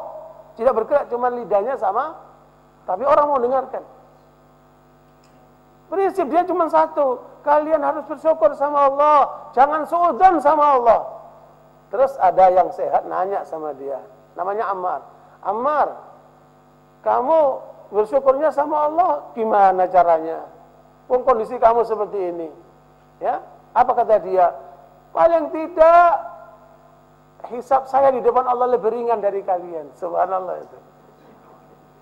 Karena yang berfungsi cuma apa? Lidah sama matanya saja, lain nggak bergerak dia. Paling tidak hisab saya di depan Allah lebih ringan dari kalian. Subhanallah itu. Allah angkat derajatnya ini kenapa? Karena peranginya bang. Dia sama Allah husnudzon, sama orang baik, nasihati orang. Itu kalau dia nasihati di televisi di Saudi banyak orang nangis itu. Orang-orang seperti ini malahan kemudian pengaruhnya cukup besar. Nah, ala kulli hal terjemahannya Al-Baqarah ayat apa? At-Taubah ayat 128. Terjemahnya? Ya, yang keras. Sungguh telah datang kepadamu seorang rasul dari kaum muslimin.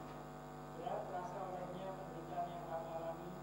Dia sangat menginginkan keimanan dan keselamatan bagimu, penyantun dan penyayang terhadap orang-orang yang beriman. Subhanallah. Suatu kali datang rombongan orang muslim dari satu desa dengan keadaan yang mukanya kuning, penampilannya kusut, compang-camping pakaiannya. Rasulullah terenyuh hatinya. Kemudian dia berbicara di depan para sahabat, sahabat-sahabatku, lihatlah saudara-saudaramu ini. Kalian bantu mereka. Kita obati yang sakit. Kita berikan pakaian buat mereka yang layak. Kalau ada makanan, kasih makanan mereka supaya mereka segar. Sehingga orang-orang pun sahabat-sahabat datang dengan membawa pakaian, udah bawa makanan, bawa duit, segala macam. Sampai tumpukan itu, pundukan itu. Sehingga Rasulullah mukanya berseri-seri, belum mengatakan. Dan perkataan ini kemudian terkenal sekali, akhirnya digunakan oleh banyak orang untuk yang salah. Ya, beliau mengatakan, man sanna fil islami sunnatan hasanatan, falahu ajruha wa ajru man amila biha. Siapa yang membuka jalan kebaikan, maka dia dapat pahala dan pahala orang yang menjalankannya. Dan siapa yang membuka keburukan, pintu keburukan, maka baginya dosa dan dosa orang mengikutinya. Nah, padahal ungkapan ini adalah untuk mendorong orang bersedekah. Orang pun pada bersedekah untuk berikan kepada orang yang membutuhkan itu. Nah, barakallahu, sementara kita ini sedang mengalami kemiskinan yang dahsyat. 34 juta orang miskin di Indonesia. Belum lagi yang cacat, belum lagi yang berpenyakitan, derita yang luar biasa. Tapi kita di Indonesia seakan-akan nggak ada apa-apa. Subhanallah. Kaum muslimin akhlaknya kurang bagus. Padahal seharusnya mereka terpanggil. Basnas melakukan penelitian potensi zakat di Indonesia itu bisa terkumpul setahun itu 217 triliun. Seharusnya itu. Tetapi Basnas tahun 2012 kemarin paling banter bisa mencapai cuma 1,7 triliun. Mana sisanya itu? Padahal pemerintah sudah memberikan akses kemudahan kalau orang bayar zakat bisa dipotongkan dari pajaknya. Ternyata juga banyak yang meleset. Jadi itu menunjukkan apa? Ya, kita ini mengaku umat Nabi Muhammad tapi akhlak kita jauh dari akhlaknya Nabi Muhammad SAW. Makanya ada pernyataan bagus dari Imam Hatim Al-Asam, seorang ulama yang menyatakan begini, "Manidda'a mahabbatallahi wa lam yatawarra' an maharimihi fa huwa kadzdzab." Siapa yang mengaku cinta kepada Allah tetapi tidak meninggalkan larangan Allah, maka orang itu pendusta. Yang kedua, "Wa manidda'a mahabbatal jannah walam yunfik malahu fi sabilillah fahuwa kadzdzab." Siapa yang mengaku cinta kepada surga tetapi tidak menginfakkan hartanya di jalan Allah, maka orang itu pendusta. Begitu kata Hatim Al-Asam. Yang ketiga, wa man idda'a mahabbatan Nabi sallallahu alaihi wasallam wa lam yuhibbal masakin fahuwa kadzdzab. Siapa yang mengaku cinta kepada Rasulullah Muhammad sallallahu alaihi wasallam tetapi tidak mencintai orang-orang miskin, maka orang itulah pendusta. Subhanallah, kalau ini dijadikan ukuran, berapa banyak umat kita ini pendusta sesuatu. Makanya kalau kita kembali kepada akhlak Rasulullah SAW, memang banyak hal yang harus diperbaiki. Yang heran kita, Maulid itu setiap tahun diadakan di mana-mana dengan meriah luar biasa. Ya, tetapi perubahan apa yang diperoleh dari segala bentuk yang sudah dilakukan itu? Makanya Syekh Hashim Asy'ari, saya punya kitabnya, mengkritisi banyak pihak yang mengadakan maulid itu. Justru datang dari mana? Dari Kiai Haji Hashim Asy'ari. Ya, karena banyak pelaksanaannya itu mengandung pelanggaran-pelanggaran yang tidak disetujui oleh Syekh Hashim Asy'ari. Makanya tujuannya harusnya mengingatkan kembali kepada perilaku Rasulullah SAW, perangai Rasulullah, tapi kenyataannya subhanallah kadang-kadang miris sekali dengan realitas yang ada.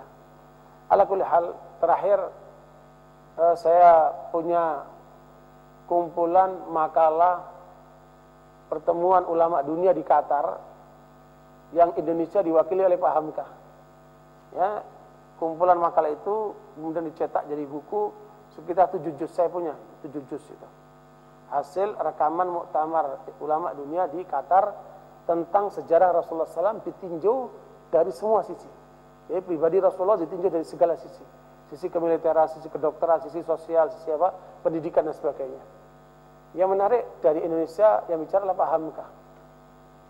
Pak Hamka kemudian menyampaikan makalahnya dalam bahasa Arab. Saya baca di situ, dia menyebutkan satu peristiwa yang menarik di Indonesia, yaitu yang dialami oleh Pak Jenderal Ahana Sution. Jenderal Ahana Sution terkenal seorang the rising general pada masanya yang berhasil menumpas PKI di Indonesia. Dan beliau yang kemudian bisa dinominasikan menjadi presiden saat itu. Tapi beliau sepertinya menahan diri. Tetapi kemudian Pak Ahana Sution setelah berhasil menumpas PKI, kemudian dia menjadi penentu keamanan di Indonesia.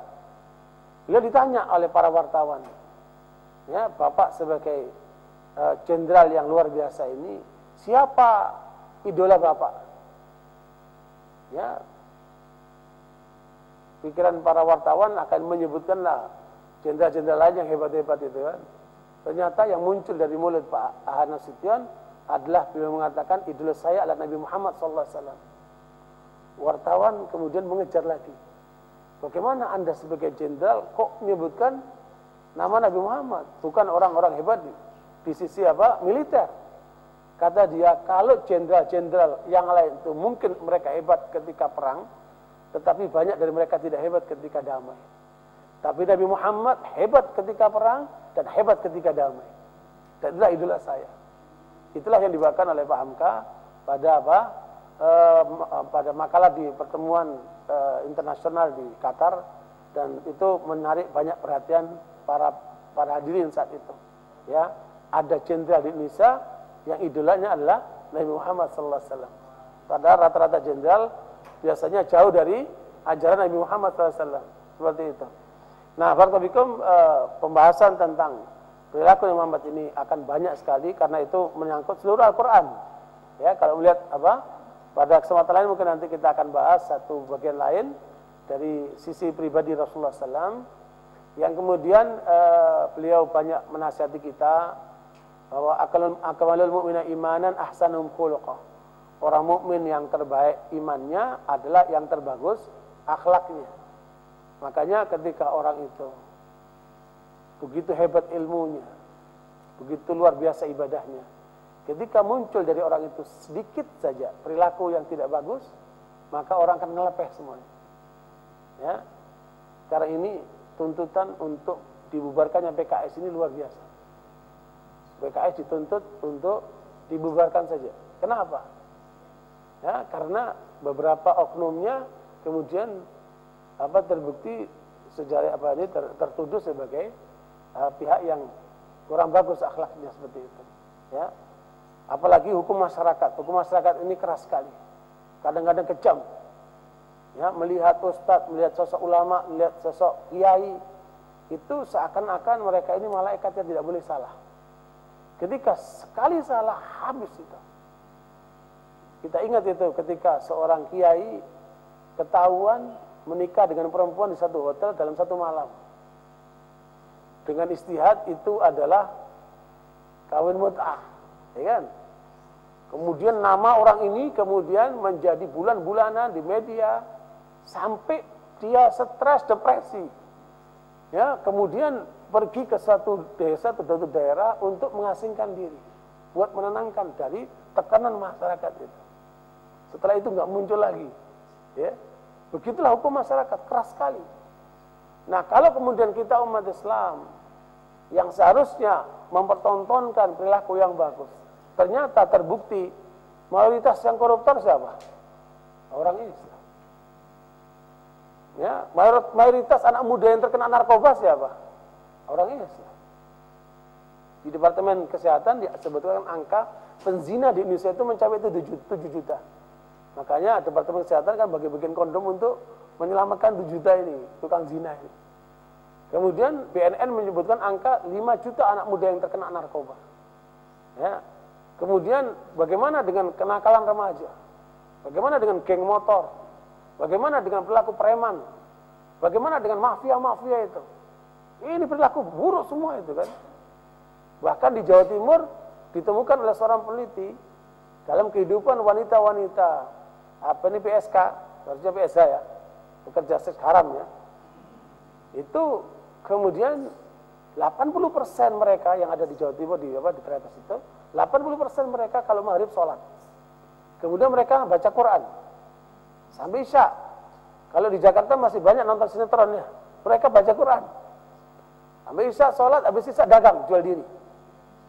Ketika ditanya sama peneliti itu, kok kalian sholat, baca Quran, kok kemudian jual diri, kenapa? Oh itu urusan ekonomi, urusan perut. Subhanallah. Jadi antara ibadah, antara akhlak mereka ini bermasalah. Makanya sekalian, orang kalau akhlaknya bermasalah, berarti ada masalah dengan ibadah dan imannya. Ya, karena itu satu rangkaian. Ya, sebagaimana terakhir ini diungkap oleh Allah dalam surat Ibrahim ayat 24-25, gambaran tentang diri orang mukmin ibarat suatu pohon. Yang oleh Rasulullah pohon itu dimaksud adalah pohon kurma. Akarnya kokoh, batangnya menjulang ke atas dan menghasilkan buah kurma sewaktu-waktu. Dan tidak ada buah yang mengandung seluruh unsur vitamin seperti buah kurma. Dan bisa bertahan sepanjang tahun. Buah apa yang bisa bertahan sepanjang tahun? Kecuali buah ini, imitasi. Ya, buah yang bisa bertahan cuma apa? Buah kurma itu. Nah, bagaimana orang mukmin ini dengan akidah yang kokoh, ibadah yang terus naik ke atas, kemudian akhlaknya manis, yang bisa dirasakan untuk dirinya dan untuk orang lain. Ya, buah kurma itu bukan cuma sekedar makanan yang bergizi, tapi juga mengandung obat. Ya, barakallahu fikum, harusnya orang mukmin begitu. Dia bagus untuk dirinya, dia juga bagus untuk orang lain, seperti itu. Dan menarik terakhir, penelitian dari majalah Umat dulu. Di Indonesia dulu ada majalah Umat, kemudian tutup. Saya baca investigasi terhadap orang-orang di sekitar para ustadz dan kiai. Ustadz, ustadzah, sama kiai di sekitar Jakarta. Diwawancari itu pembantunya, sopirnya, atau orang-orang penjual di sekitar rumahnya. Ya, hasilnya apa? Ya, sangat mengejutkan. Rata-rata mereka mengecam ustadz dan ustadzah itu. Berarti akhlaknya tidak bagus. Ya, naudzubillah. Ya, yang pelit lah, yang tukang ngomel lah, macam-macam itu. Itu hasil penelitian lapangan dari investigasi lewat majalah Umat itu. Makanya kita semuanya jangan hanya melihat orang lain, lihatlah diri sendiri. Ya, sebelum menilai orang lain, mari kita lihat diri kita sendiri, mengaca diri sendiri. Dan kalau kita melihat orang lain, tujuannya adalah seperti kita mengaca. Kalau ada masukan, perbaikan, terimalah dengan lapang dada dan jangan sampai kemudian jadi orang yang congkak menolak nasihat. Ya, barangkali itu Bapak Ibu sekalian kajian kita pada malam hari ini. Semoga bermanfaat dan mudah-mudahan nanti bisa berlanjut dengan kajian-kajian yang lain. Sebelum menutup, barangkali ada pertanyaan, jam 10 lebih, berarti melewati batas. Habis tadi mulanya juga terlambat. Iya. Oke.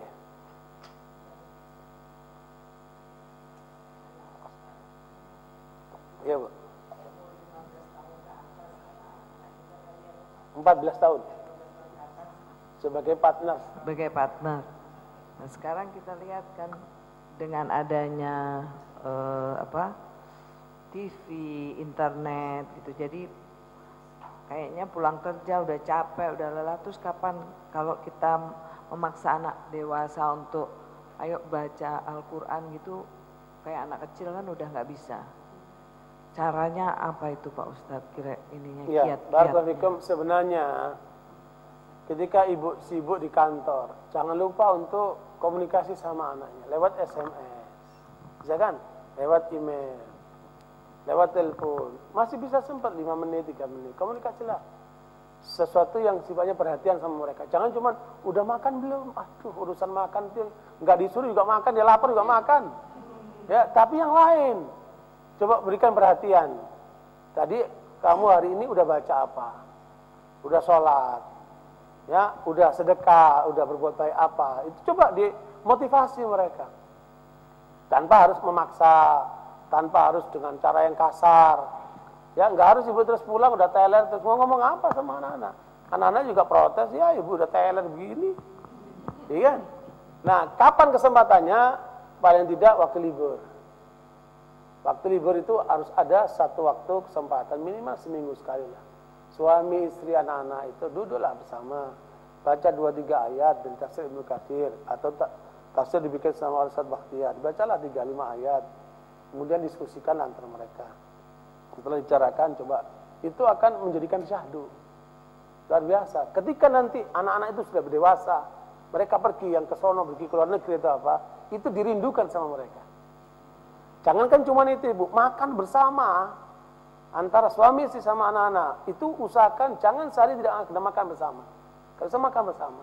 Kalau nggak sempat minggu sekali liburan lah, makan bersama. Itu nilainya luar biasa. Kehangatan dalam rumah tangga luar biasa. Dan itu akan dirindukan oleh anak-anak itu. Ketika kita pergi, ketika mereka pergi, itu dirindukan betul. Seperti itu. Jadi kebersamaan itu penting dalam urusan apa? Apalagi hubungan orang tua sama anak. Jangan jauh, rangkul mereka. Apalagi anak-anak yang sedang pubertas. Pubertas ini memang beda. Biasanya mereka, kita mau A, dia mau B. Ya kan? Mereka ingin menunjukkan identitas dirinya. Mereka punya pribadi. Gak bisa kemudian didikte terus, kemudian gak bisa. Coba kita dialogis. Dan itu alhamdulillah saya praktekkan banyak menyelesaikan masalah. Yang tadinya kita tidak tahu, jadi tahu.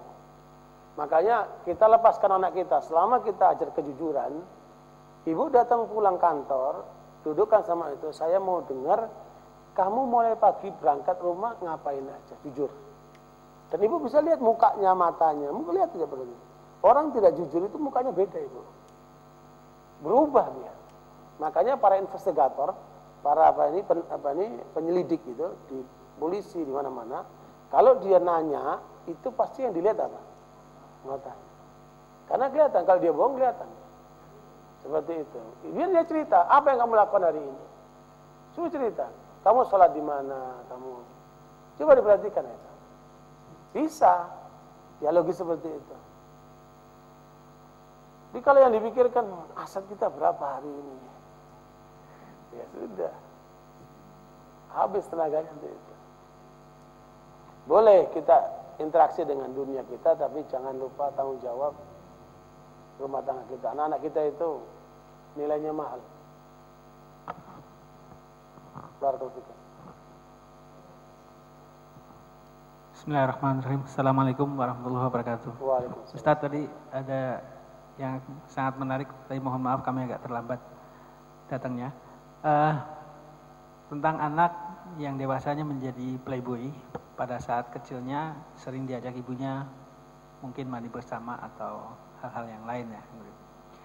Nah ini anak sudah 14 ke atas, menyaksikan bapak ibunya misalnya sebelum berangkat cipika-cipiki, kemudian mungkin secara tidak sengaja pas masuk ke kamar bapak ibunya sedang tidur dalam posisi berpelukan. Apakah itu ada pengaruhnya atau tidak? Saya sendiri mengalami suatu ketika, tapi saya menikah. Suatu ketika mendapati almarhum bapak dan ibu sedang tidur berpelukan. Usia waktu itu almarhum bapak saya 80 tahun, ibu pada saat itu saya menyaksikan dengan perasaan yang sangat haru. Harunya kenapa? Karena orang sudah sepuh itu, setua itu masih tidur dengan posisi yang sangat mesra. Nah, pertanyaan tadi yang kaitannya dengan anak, apakah itu ada pengaruhnya atau tidak? Terima kasih Ustaz. Ya, barakallahu. Jadi gini, makanya di dalam surat An-Nur itu kan ada ketentuan, seorang anak boleh masuk ke rumah orang tuanya, ke kamar orang tuanya, kecuali dalam 3 waktu. Setelah duhur, setelah isya, dan sebelum subuh. Setelah duhur, setelah isya, dan sebelum subuh. Ini adalah 3 waktu di mana seringkali orang tua tidak pantas dilihat oleh anaknya.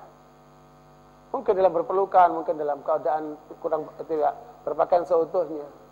Makanya seorang anak harus minta izin, mengetok kamarnya. Nah bisa jadi bapak masuk waktu itu memang kamarnya nggak terkunci, nggak dibiasakan untuk mengetok sebelum masuk kamar. Nah, itu termasuk salah di dalam mengarahkan. Nah ternyata bapak melihat justru malah terharu karena orang tua dalam keadaan bukan padahal sudah tua. Nah ini beda pak, ketika bapak melihat kondisinya mereka sudah tua, bukan pandangan seksualitas yang muncul di pikiran bapak. Pandangannya adalah pandangan kasih sayang. Tapi ketika kemudian anak itu melihat ibunya dalam kondisi muda, diajak mandi bareng, ya kan, dan dia menyaksikan semua itu, makanya akan terdorong dalam diri anak itu ingin menyaksikan wanita lain secara lebih bebas, secara lebih terbuka, dan hasrat. Kan setiap anak punya hasrat pak ya, hasrat seks segala macam. Kalau ketika kemudian itu disalurkan di luar dengan pacaran, dengan apa, wah itu kan larinya penyimpangan yang luar biasa. Dan bisa jadi nanti anak ini jadi tukang penzina, karena dia akan mencari mangsa terus pak, seperti itu. Makanya kadang-kadang orang tua nggak sadar itu kan, pengaruhnya kepada anak itu. Jadi beda pak, kalau masih muda itu pengaruhnya gairah yang muncul. Tapi kalau udah tua, pengaruhnya kasih sayang yang muncul. Meskipun memang salah masuk kamar ke orang tua di saat 3 waktu itu. Ya, makanya kita harus praktekkan itu. Anak kita tidak boleh masuk kamar kita dalam 3 waktu. Tapi saya setelah mentadaburi ayat ini pak, saya mempunyai satu pengertian lain pak. Memang Allah melarang orang tua membiarkan anaknya masuk rumah kecuali dengan izin dalam 3 waktu. Tetapi 3 waktu itu mengisyaratkan apa pak? Hubungan seksual yang terhebat 3 waktu itu pak. Nah itu hebat. Setelah duhur, atau setelah isya, atau sebelum subuh. Udah. Yang lainnya berarti tidak sehat tuh pak. Ya oh ya. Kan bisa waktu libur bu. Kan bisa waktu libur bu. Artinya nggak selalu begitu ibu. Kan ada 3 waktu pilihannya. Boleh lah gitu.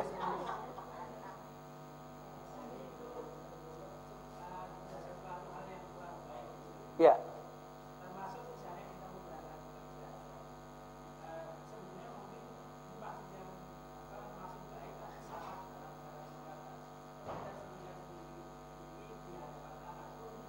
Gak apa-apa, dalam bentuk tetap kita berakhlak. Ya, umpamanya saya melihat tertarik sekali seorang anggota dewan, saya akan mengisi pengajian di rumahnya. Di rumah seorang anggota dewan itu untuk ngisi istrinya sama pengajian istrinya lah gitu.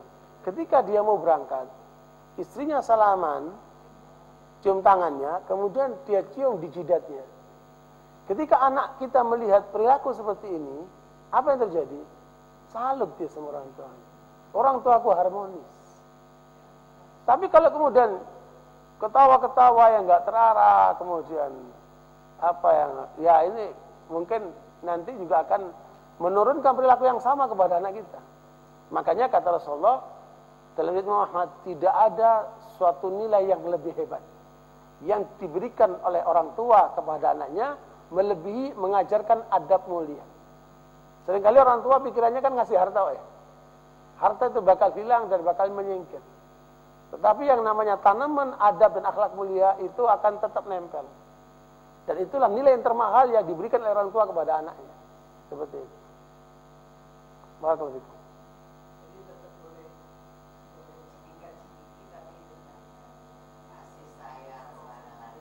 Ya begitu. Jadi yang jelas tampilan kita tetap dalam koridor ketentuan syariat. Seperti itu. Dan saya punya konsep ya, dan saya praktekkan luar biasa. Bahwa Bu, ini masukan saja pengalaman saya, nggak ada di Quran, nggak ada di kitab, nggak ada di buku. Bahwa menurut saya kita di rumah tidak boleh serius. Tidak boleh serius. Bapak serius di kantor lah, serius di jalanan silakan. Tapi di rumah kita harus rubah semua keadaan. Jadikan rumahku adalah surgaku.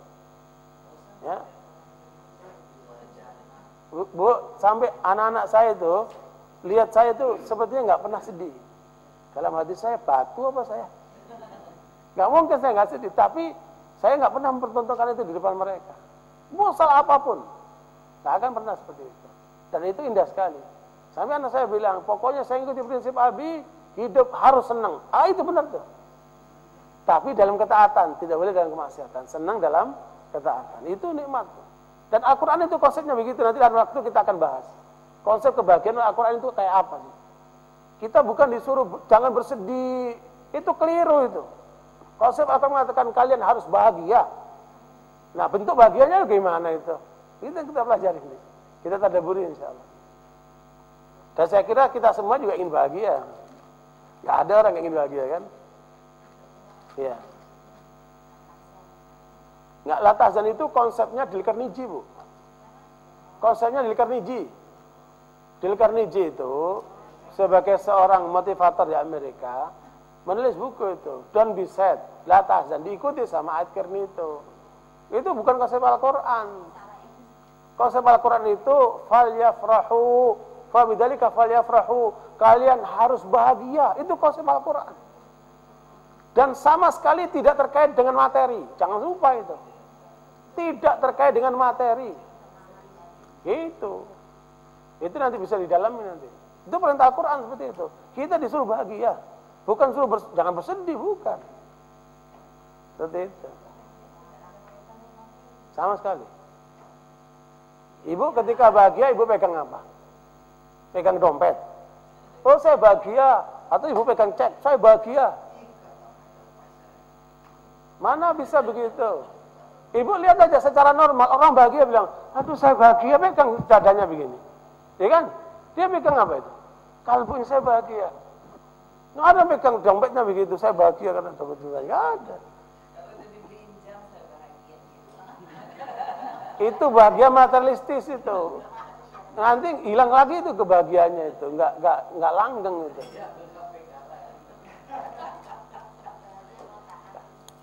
Iya. Intinya di situ. Cukup? Semakin malam semakin nggak pulang-pulang nanti. Ya udah cukup di sini insyaallah jazakumullah khair. Subhanakallahumma bihamdika asyhadu an la ilaha illa anta astaghfiruka wa atubu ilaik. Mohon maaf atas kekurangannya. Alhamdulillah. Assalamualaikum warahmatullahi wabarakatuh.